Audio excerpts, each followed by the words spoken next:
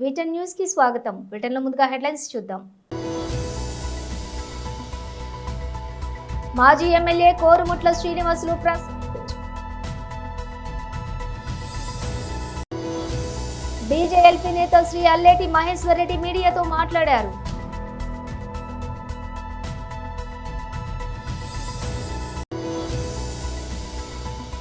తెలంగాణ భవన్లో బీఆర్ఎస్ నాయకుల press meet.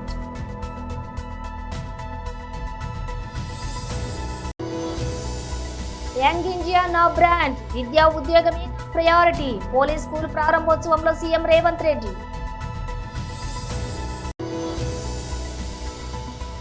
Sai Sudarshan సంచలనం, ఐపీఎల్లో రికార్డులు తిరగరాసిన యువటం. ఇక డీటెయిల్స్ చూస్తే మాజీ MLA Korumutla Srinivasulu press meet నిర్వహించారు. ముందు కూడా ఇంటెలిజెన్స్ వాళ్ళు కానీ పోలీసులకు కానీ ఆ ఊర్లో హింస జరుగుతుంది, ఒక పొలిటికల్ ప్రేరేపణ జరుగుతుంది, గలాలు జరుగుతాయి, అల్లలు జరుగుతాయని ముందే వాళ్ళందరూ కూడా చాలా క్లియర్గా ఉంటుంది. అయినా కూడా దాన్ని పట్టించుకోకుండా ఆ లింగమైన ఏ విధంగా హత్య చేశారో ఈ రాష్ట్ర ప్రజలందరూ కూడా తెలుసు. దాన్ని ఒక సగటున ఒక ప్రజా మనిషిగా, ఒక పార్టీ అధ్యక్షుడిగా, ఒక నాయకుడిగా, దేశంలోనూ అత్యంత ప్రజాదరణ నాయకుడిగా వైఎస్ జగన్మోహన్ రెడ్డి గారు వాళ్ళ కుటుంబాన్ని పరామర్శించడానికి వెళ్ళినప్పుడు జరిగిన భద్రతా వైఫల్యం ఏ విధంగా ఉండదో మనం కూడా ఎంతైనా కూడా గమనించాల్సింది. నిజంగా నేను ఒకటే అడుగుతున్నా, ఈవెన్ ఇంటెలిజెన్స్ పీపుల్ కూడా రాష్ట్రంలో ఉన్న చాలా ఇంటలెక్చువల్ పీపుల్ కూడా దీన్ని ఆలోచించాల. దేశంలోనే అత్యంత ప్రజాదరణ నాయకుడున్న వైఎస్ జగన్మోహన్ రెడ్డి గారు ఎక్కడికి వెళ్ళినా, ఏ ప్రాంతానికి పోయినా, ఏ మూలకు పోయినా, ఏ సిటీకి వెళ్ళినా, ఏ రాజధానికి పోయినా ప్రజలు స్వచ్ఛందంగా వచ్చి ఆయన్ను కలుస్తూ ఉంటారు. కారణం జగన్మోహన్ రెడ్డి గారి వ్యక్తి ఒక భరోసా, ఒక నమ్మకం. జరిగిన సంఘటన మళ్ళీ మళ్ళీ పునరావృతం కాకుండా అప్రమత్తంగా ఉండాలా అనే ఉద్దేశం ఒకటి. దాని వెనుక జరిగిన సంఘటనను యంత్రాంగం, పోలీస్ యంత్రాంగం ఏం చేస్తుందని చెప్పేసి వాళ్ళని కూడా అప్రమత్తం చేసడానికి ఆయన ఆ కుటుంబాన్ని ప్రశ్నించి అనంతపురంకి వెళ్తే కనీసం దాన్ని కూడా హేళన చేసి మాట్లాడే పరిస్థితి ఈరోజు అధికార పార్టీ కూటమి ప్రభుత్వం వ్యవహరిస్తుందంటే నిజంగా ఎంత ప్రజాస్వామ్యంలో ఉన్నామా లేదంటే మనం నియంత్ర పాలన ఉన్నామా అనేది కూడా ఒకసారి కూడా మనందరం కూడా ఆలోచించాల్సిన అవసరం ఎంత ఉంది. ఎప్పుడు కూడా జగన్మోహన్ రెడ్డి గారు చెప్తూ ఉంటారు, ఏ మనిషిని కూడా చాలా గౌరవంగా ఆయన పిలుస్తూ ఉంటాడు. పోలీసులు కూడా ఎప్పుడు కూడా చాలా గౌరవంగా పోలీసులు సోదరులారా, బ్రదర్స్ అంటూ ఉంటాడు. ఎప్పుడు కూడా అంత గౌరవిస్తూ ఉంటాడు. కానీ కొంతమంది అధికార పార్టీ నాయకులు చట్టాన్ని చుట్టంగా చేసుకొని అధికార పార్టీ వాళ్ళకు పనులు చేస్తూ వాళ్ళు తొత్తులుగా ఎవరిస్తున్న వారిని ఎంతైనా ప్రశ్నించాల్సిన అవసరం ఎంతైనా ఉంది. అందులో భాగంగానే నిన్న జరిగిన సంఘటన ఒక సబ్ ఇన్స్పెక్టర్ గారిని ఆయన కోట్ చేయడం జరిగింది. తీరా ఆయన యొక్క హిస్టరీ తీసుకుంటే ఆయన గతంలో ఒక కార్యకర్త మాదిరిగా పోలీస్ ఆఫీసర్గా లేదు, ఒక కార్యకర్త మాదిరిగా వ్యవహరించిన తీరు. ఎవరికైనా అభిమానం ఉండొచ్చు, అటప్పుడు నీ యొక్క ఏదైతే నీకు రాజ్యాంగం ఇచ్చిన పదవి ఏదైతే ఉందో దాన్ని రాజీనామా చేసి పక్కన పెట్టి నువ్వు పార్టీ సభ్యులను చేరు. కానీ నువ్వు ఒక చేరు ఈ విధంగా నువ్వు ఒక పార్టీకి తొత్తులో వ్యవహరించడం ఇది మంచి పరిమాణం కాదు. బహుశా దాదాపు కూటమి ప్రభుత్వం వచ్చిన తర్వాత అనేకమైన సంఘటనలు, ఈరోజు అధికార పార్టీకి చాలా వరకు కూడా ఎక్కడ వాళ్ళకి బలం లేదు లోకల్ బాడీలో. అయినప్పుడు కూడా మీరు రకరకాల ప్రభావాలు పెట్టి భయపెడించి విధ్వంసం చేసి దౌర్జన్యాలు చేసి ప్రాంతాల్లో బీజేఎల్పీ నేత శ్రీ అల్లేటి మహేశ్వర్ రెడ్డి మీడియాతో మాట్లాడారు. కేవలం మన పదవి కాపాడుకోవడం కోసం మాట్లాడినట్టుగా రాహుల్ గాంధీ మెప్పు కోసం ఏదో మాట్లాడాలి కాబట్టి ఒక విమర్శ చేయాలన్నట్టుగా విమర్శ చేస్తూ ఉన్నారు. కానీ నిజంగా రేవంత్ రెడ్డి మాటలు ఒక బుడ్డర్ ఖాన్ మాటలు లెక్క, ఒక బుడ్డర్ ఖాన్ని తలపిస్తున్నట్టుగా మాట్లాడుతున్నాడు. తెలంగాణలో ఆయన పదవి కాపాడుకోవడానికి ఈరోజు ఉన్నటువంటి పరిస్థితిని గమనించి ఏదో ఒక రకంగా తన పదవికి ఉన్నటువంటి గండాన్ని తప్పించుకోవడానికి రాహుల్ గాంధీ పాదాల దగ్గర తెలంగాణ ఆత్మగౌరవాన్ని తాకట్టు పెట్టినటువంటి రేవంత్ రెడ్డి ఈరోజు ఏ ముఖం పెట్టుకొని మాట్లాడుతున్నాడో అడుగుతున్నాం. ఈరోజు ముఖ్యమంత్రి లేకుండా సెక్రటేరియట్లో మంత్రులను అధికారులను సమీక్ష చేసినటువంటి రాహుల్ గాంధీ దూతన ఒక రాజ్యాంగేతర శక్తిగానా ఈరోజు మీనాక్షి నటరాజన్ ఎప్పుడైతే సెక్రటేరియట్లోకి ఎంటర్ అయిందో ఆ రోజే రేవంత్ రెడ్డి ఒక అసమర్థుడిగా, రేవంత్ రెడ్డి ఒక డమ్మీ ముఖ్యమంత్రిగా మిగిలిపోయినట్టుగా స్పష్టమవుతున్నది. ఎప్పుడైతే ముఖ్యమంత్రి లేకుండా ఒక అజాత వ్యక్తి సెక్రటేరియట్ సాక్షిగా రివ్యూ చేయడం అంటే గతంలో ఏనాడు చూడలేదు, ఇలాంటి సందర్భాలు ఏ రోజు కానరాలేదు. ఇది ప్రజాస్వామ్యంలో ఒకవైపు వారే చెప్తా ఉన్నారు జై బాబు, జై భీమ్, జై సంవిధాన్ అని. అంటే సంవిధానం పరిరక్షించుకోవాలని రాజ్యాంగ పుస్తకాలని చేతిలో పట్టుకుని తిరగడం కాదు. రాజ్యాంగాన్ని పరిరక్షించాలంటే మీరు రాజ్యాంగాన్ని గౌరవించాలి. అలాంటి రాజ్యాంగేతర శక్తిని తీసుకొచ్చి సెక్రటేరియట్లో కూర్చోబెట్టి మంత్రులను అధికారులను మీరు సమీక్ష చేసి ఆదేశాలు ఇవ్వడం ఇదేనా ప్రజాస్వామ్యం? ఇదేనా మీ రాజ్యాంగానికి ఇచ్చే గౌరవం అని చెప్పి అడుగుతున్నాం. పూర్తిగా ఒక ముఖ్యమంత్రి అసమర్థుడైనా కూడా ఏ రోజు కూడా గతంలో జరిగినటువంటి ఒక సంఘటన ఒక రాజ్యాంగేతర శక్తి వచ్చేసి సెక్రటేరియట్లో రివ్యూ చేయడం అనేది గతంలో ఎవరు చూడలేదు. కేవలం ఇవన్నీ కప్పిపుచ్చుకోవడానికి, తన పదవిని కాపాడుకోవడానికి నరేంద్ర మోడీ గారి మీద విమర్శ చేస్తున్నటువంటి రేవంత్ రెడ్డి గారు మీ స్థాయిని మించి మీరు మాట్లాడుతూ ఉన్నారు. నరేంద్ర మోడీ గారు మీరు ఏ గడ్డ మీద అయితే మీరు మాట్లాడారో ఆ గడ్డను 3 సార్లు ముఖ్యమంత్రిగా, ఈ దేశానికి 3 సార్లు ప్రధానమంత్రిగా ప్రజలు వారిని ఎన్నుకొని వారిని గౌరవించినటువంటి మహానాయకుడి గురించి మీరు మాట్లాడారు. తెలంగాణ భవన్లో బీఆర్ఎస్ నాయకుల ప్రెస్ మీట్ నిర్వహించారు. అన్ని నియమ నిబంధనలను ఉల్లంఘించి పండగ రోజుల్లో, సెలవు దినాల్లో అడవుల విధ్వంసానికి, వన్యప్రాణుల విధ్వంసానికి పాల్పడినటువంటి తీరును ఈరోజు ఢిల్లీ నుంచి వచ్చినటువంటి సెంట్రల్ ఎన్విరాన్మెంట్ అడ్వైజరీ కమిటీకి వివరించడం జరిగింది. బీఆర్ఎస్ పార్టీ ఆధ్వర్యంలో మేమందరం కూడా ఒక డెలిగేషన్గా వెళ్ళి ఈ రాష్ట్రంలో ఏ రకంగా అడవుల విధ్వంసం జరుగుతూ ఉంది, వన్యప్రాణుల పట్ల ఎంత దారుణంగా ఈ రాష్ట్ర ప్రభుత్వం వ్యవహరిస్తూ ఉందనేటువంటి విషయాల్ని డీటెయిల్డ్గా కమిటీకి అన్ని డాక్యుమెంట్లతో, ఆధారాలతో 11 పేజీల రిప్రజెంటేషన్ ఇవ్వడం జరిగింది. దాదాపు 200 పేజీల డాక్యుమెంట్స్ అన్నీ కూడా వారికి సబ్మిట్ చేయడం జరిగింది. కమిటీ కొన్ని క్వశ్చన్స్ కూడా మమ్మల్ని వేశారు. వాటన్నిటికీ కూడా మేము ఆన్సర్స్ ఇచ్చాం. కొన్ని డాక్యుమెంట్స్ కూడా వారికి ఇవ్వడం జరిగింది. ముఖ్యంగా ఈరోజు మనందరం కూడా చూస్తూ ఉంటాం, రాష్ట్రంలో ఒక పేద రైతు తన పొలంలో ఉన్న చింత చెట్టో యాప చెట్టో కొట్టుకుంటే ఎంఆర్ఓ ఎస్ఐ పోయి ఆ ట్రాక్టర్ను సీజ్ చేస్తారు, పోలీస్ స్టేషన్ తీసుకుపోతారు, ఆ రైతు మీద కేసులు పెడుతుంటారు, లక్షల రూపాయల పెనాల్టీ వేస్తుంటారు. మరి ఇక్కడ వేలాది చెట్లు వందలాది ఎకరాల్లో నరుకుతూ ఉంటే ఏం చేస్తున్నట్టు, రెవెన్యూ వ్యవస్థ ఏం చేస్తున్నట్టు, ఫారెస్ట్ డిపార్ట్మెంట్ ఏం చేస్తున్నట్టు, ఎందుకు కళ్ళు మూసుకున్నారు?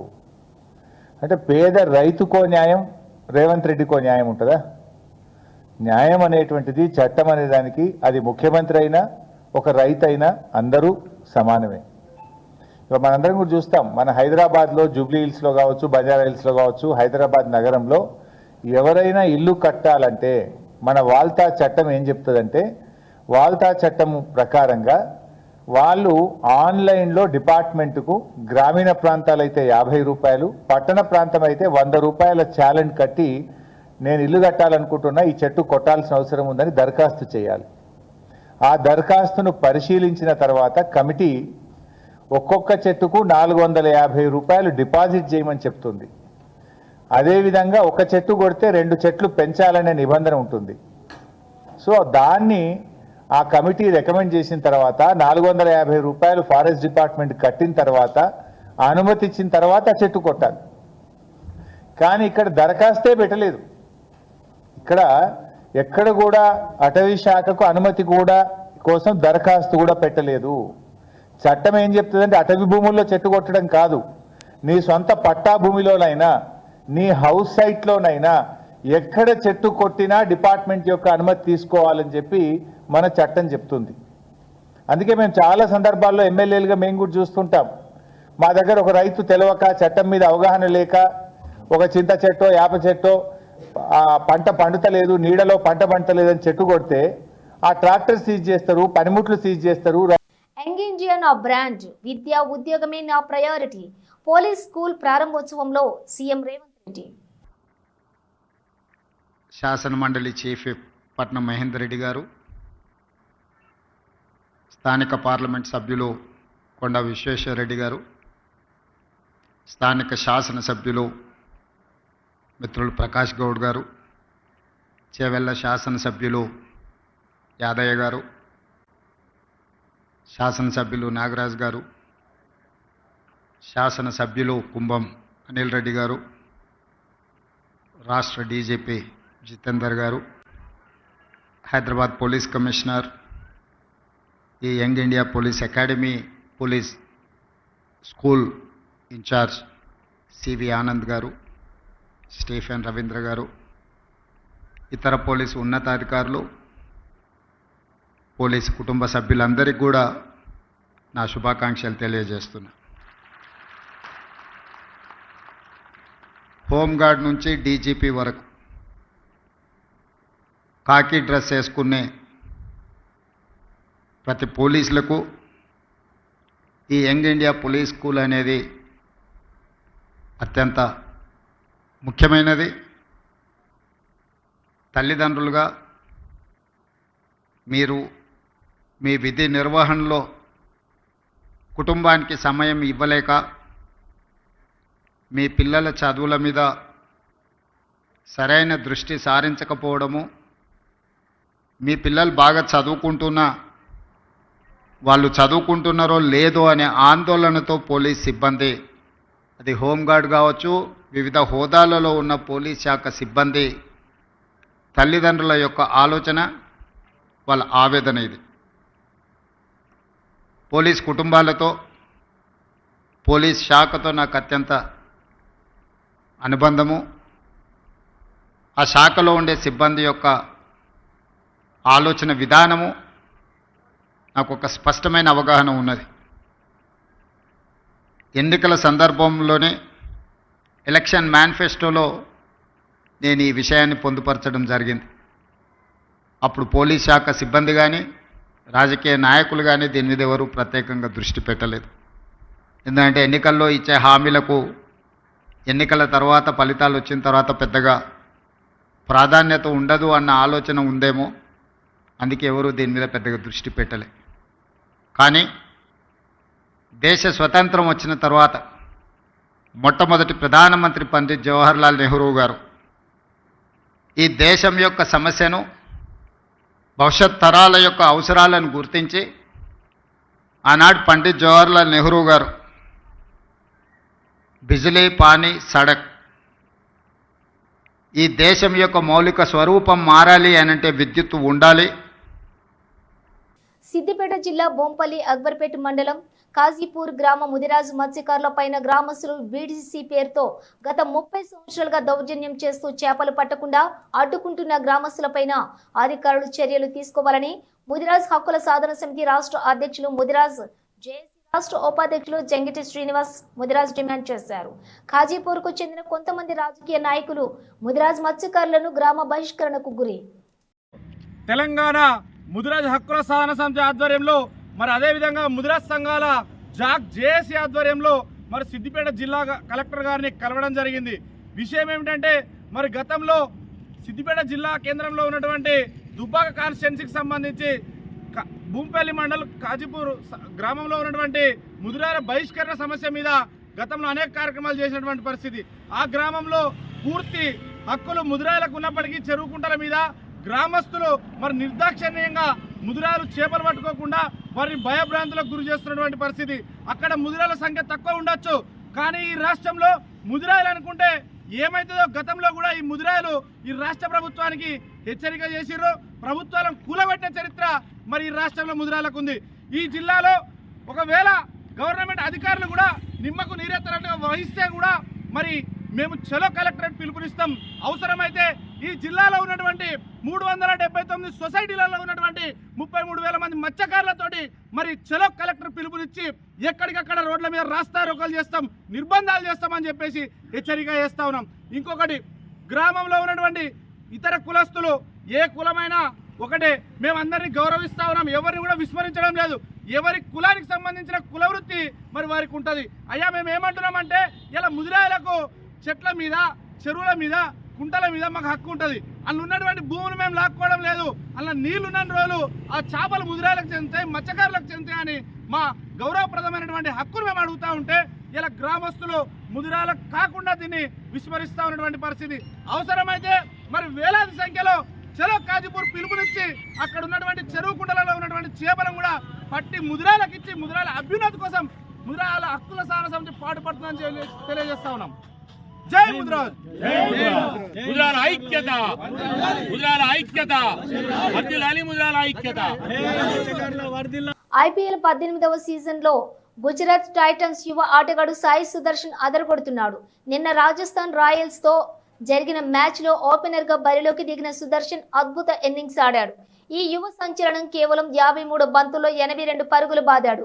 అతని భారీ ఇన్నింగ్స్లో 8 ఫోర్లు 3 సిక్సర్లు ఉన్నాయి. గుజరాత్ 20 ఓవర్లలో 217 పరుగుల భారీ స్కోర్ నమోదు చేయడంలో సాయి సుదర్శన్ కీలక పాత్ర పోషించాడు. ఇక ఈ అద్భుతమైన ఇన్నింగ్స్ ద్వారా అతడు IPL చరిత్రలో కొత్త మైలురాయిని చేరుకున్నాడు. IPLలో 30 ఇన్నింగ్స్లో తర్వాత 1307 రన్స్ చేసి రెండో అత్యధిక పరుగులు చేసిన ఆటగాడిగా నిలిచాడు. ఆలంపూర్ పట్టణ కేంద్రంలో స్వేరో నియోజకవర్గం నాయకుడు బి మహేష్ ఆధ్వర్యంలో ఏర్పాటు చేసిన స్వేరో సమావేశంలో ముఖ్య అతిథిగా MC కేశవరావు పాల్గొని వారు మాట్లాడుతూ మహనీయులు జన్మించిన మార్చి 15 నుంచి ఏప్రిల్ 14 వరకు కాంశీరాం బాబు, జగజ్జీవన్ రామ్, మహాత్మా జ్యోతిరావు పూలే, అంబేద్కర్ జయంతిలు పవిత్ర మాసంగా భావించి జ్ఞాన అన్వేషణ కోసం పుస్తక పఠనం చేయడం జరిగింది. మహనీయుల చరిత్ర, మనం అనుకున్న లక్ష్య సాధన లాంటి మహోన్నత ఆశయాలు, జ్ఞాన దీక్షలు సాధించిన విజయాలు, మరెన్నో గొప్ప గొప్ప కార్యక్రమాలు చేయడం జరిగింది. ఇలాంటి మరెన్నో విషయాలు చర్చించుకుందాం రండి. 15వ తారీఖున కాంశీరామ్ గారి జయంతి సందర్భంగా ప్రారంభమై బాబాసాహెబ్ అంబేద్కర్ యొక్క జన్మదిన సందర్భంగా ఏప్రిల్ 14న ముగింపు ఉంటుంది. ఈ భీమ్ దీక్ష ఎందుకు చేస్తామనే విషయం మనందరికీ తెలుసు. స్వేరోయిజం యొక్క లక్ష్యం అక్షరం, ఆరోగ్యం, ఆర్థికం, అధికారం.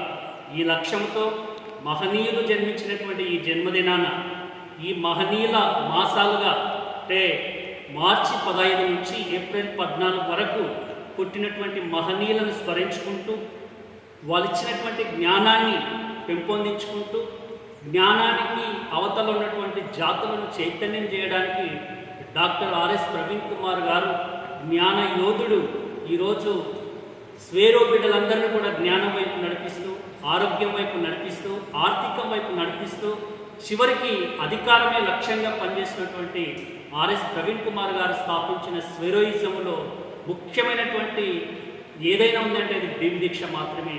ఈ పవిత్ర భీమ్ దీక్ష సందర్భంగా రేపు 13వ తారీఖున తాళకొండపల్లి రంగారెడ్డి జిల్లాలో భారీ ఎత్తున బహిరంగ సభ ఉంది. ఈ సభ రోజు భయ నిర్మూలన అనేటువంటిది జరుగుతుంది. కాబట్టి భయాన్ని మనలో పారదోలుదాం. స్వేరోయిజాన్ని, మహనీయుల ఆశయాలని, భయాన్ని మనం పారదోలుకునే విధంగా స్వేరోయిజం చేపట్టినటువంటి భీమ్ దీక్షకు ఆలంపూర్ నియోజకవర్గంలో ఉన్నటువంటి స్వేరో బిడ్డలు, స్వేరోల తల్లిదండ్రులు, ప్రతి కులం, మతం అందరూ కూడా తప్పనిసరిగా వచ్చి జ్ఞానాన్ని నింపుకోవాలని, భయాన్ని పారదోలుకోవాలని తెలియజేస్తూ జై భీమ్, జై భారత్, జై స్వేరోస్. రిజిస్ట్రేషన్ కార్యాలయంలో స్లాట్ బుకింగ్ ద్వారా రిజిస్ట్రేషన్ ప్రక్రియను రాష్ట్ర ప్రభుత్వం ప్రారంభించింది.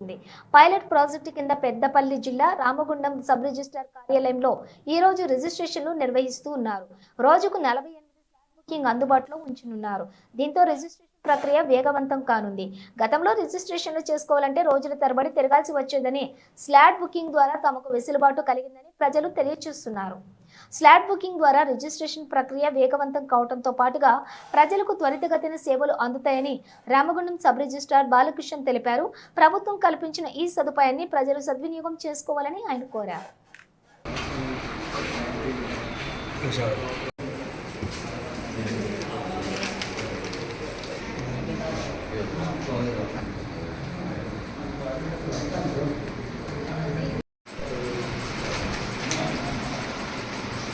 Okay sir.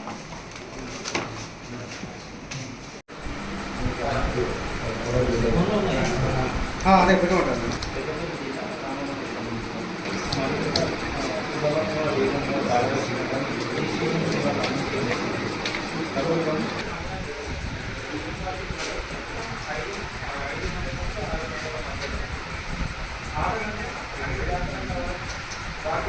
ప్రజలకు రిజిస్ట్రేషన్ సేవలు మరింత సులభంగా, వేగంగా, పారదర్శకంగా అందించేందుకు ప్రభుత్వం నేటి నుంచి రాష్ట్ర వ్యాప్తంగా సుమారు 22 సబ్ రిజిస్టర్ కార్యాలయాలు పైలట్ ప్రాజెక్టు ప్రాతిపదికన స్లాట్ బుకింగ్ విధానం అమలు చేస్తున్నాం. దానిలో భాగంగా మన పెద్దపల్లి జిల్లాలో రామగుండం సబ్ రిజిస్టర్ కార్యాలయం నుండి ఈ సేవలు నేటి నుంచి అమల్లోకి రావడం జరిగింది. దీనివల్ల గతంలో ప్రజలు గంటల తరబడి సబ్ రిజిస్టర్ కార్యాలయం ముందు వేచి చూసేవారు తమ రిజిస్ట్రేషన్ కోసం. ప్రస్తుతం ఈ స్లాట్ బుకింగ్ విధానంలో ప్రజలకు నిర్ణీత సమయం వాళ్ళకు స్లాట్ కేటాయించబడుతుంది. దాని ప్రకారం వాళ్ళకు కేటాయించిన సమయంలో వాళ్ళు వచ్చినట్టుంటే కేవలం 10 నిమిషాల్లోనే రిజిస్ట్రేషన్ సేవలు జరిగి వాళ్ళకు అదే రోజు డాక్యుమెంట్ రిటర్న్ ఇచ్చేసి రిజిస్ట్రేషన్ పూర్తి కావడం జరుగుతుంది.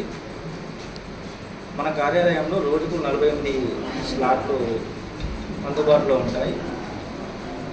సాయంత్రం 5 నుంచి 6 గంటల మధ్యలో ఎవరైనా ఎమర్జెన్సీ అవసరం ఉంటే అదనంగా మరో 5 డాక్యుమెంట్లకు వాకింగ్ సదుపాయం కలదు. దీన్ని రామగుండం ప్రజలు వినియోగించుకోగలరని కోరుతున్నాం.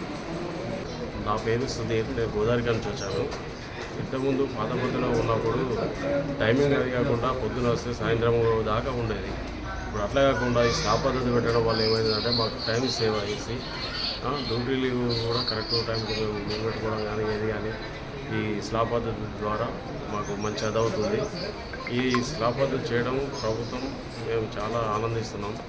మాకు ఈ స్లాట్ పద్ధతిలో ఇది ఫస్ట్ టైం మాకు రావడం వల్ల మేము ఇంకా చాలా ఆనందంగా ఉన్నాం.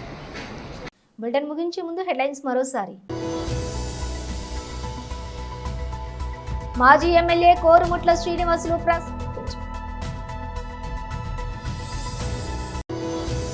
బీజేఎల్పీ నేత శ్రీ అల్లేటి మహేశ్వర్ రెడ్డి మీడియాతో మాట్లాడారు.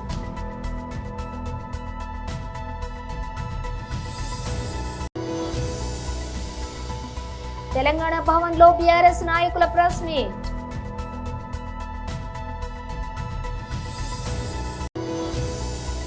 యంగ్ ఇండియా నా బ్రాండ్, విద్యా ఉద్యోగమే ప్రయారిటీ. పోలీస్ స్కూల్ ప్రారంభోత్సవంలో సీఎం రేవంత్ రెడ్డి.